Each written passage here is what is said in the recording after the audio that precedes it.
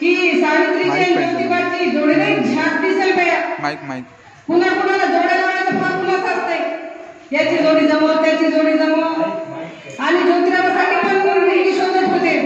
त्यांच्या डोक्यामध्ये काय बाय असायचं बघा, मुलीने शिकलं पाहिजे, शिक्षण घेतलं पाहिजे, समाज सुधारला पाहिजे, असं काय चालायचं.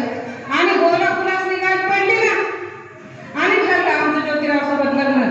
ज्योतिराव सोबत लग्न ठरलं. पुण्याची समधी वराडी मंडळी आमच्या गावाला आली आणि असा मंडप टाकलाय, इकडून मंडप टाकला, तिकडून मंडप टाकला, समजा मोठा मंडप टाकला, आणि अशा पंक्ती बसतात, इकडून पंक्ती बसतात, तिकडून पंक्ती बसतात.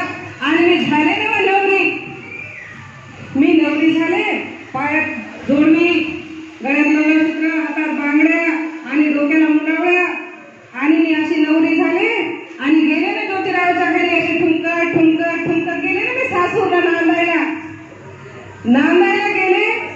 तर ह्यांच्या घरी पाहते तर हे अशी समधी पुस्तकं ठेवली, इकडून पुस्तकं ठेवली, तिकडून पुस्तकं ठेवली. आणि मी म्हणलं बाई बाबा काय नुसतं पुस्तकच खातोय की काय, मी काही ध्यानच नव्हती, आपलं घर भलं आणि काम भलं. तर एक दिवस हे मला म्हणतात, सावित्री पोरीबाळीची परिस्थिती फार वांगाळ आहे बघ, तुला शिक्षण घ्यावं लागेल, तुला शिकावं लागेल आणि पोरीबाळीला शिकावं लागेल. मी म्हणलं या बाया, मला काय शिक्षणाचं कळत नाही, मला काय शिक्षणाचं येत नाही, तुम्ही 10-12 फाटे थापून द्या म्हणलं असतं तर मी दिले असत्या. पण शिक्षण काय आपल्याला जमायचं नाही. ते म्हणले नाही सावित्री, शिकावं लागेल, तुला शिक्षण घ्यावं लागेल. त्यांचा आवाज वाढला होता. आवाज वाढल्याने तुम्ही तरी बोलता काय नाही ना, तशी मी पण काय बोलत नव्हती. मी आपल्या गप तुम्हाला ऐकून घेतलं. तर म्हणतात कसं, नाही सावित्री तुला शिकावं लागेल. असं करतच आमच्या शेतामध्ये लावणीचे कामं सुरू होते.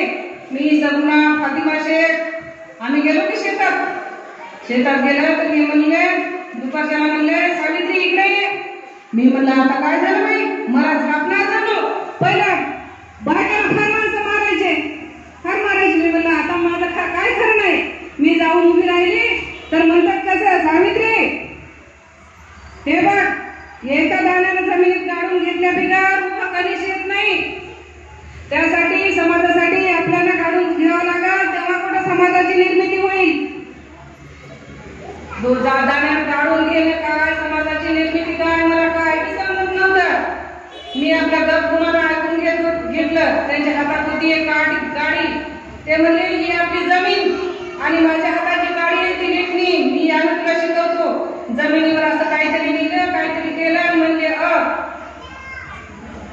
मी म्हणले या बाय, आपल्याला काय शिक्षण जमायचं नाही.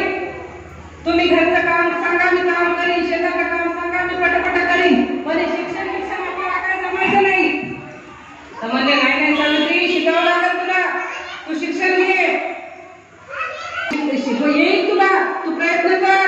कोणी का आईच्या पोटात शिकत नसते, येईल तुला, तू प्रयत्न कर. मी प्रयत्न केला, मी वय म्हणलं, मी प्रयत्न केला. आणि मी घरी आले तरी भाकरी खाता भाकरी लिहून पाहायची, काम करता जमिनीवर लिहून पाहायची. अहो मला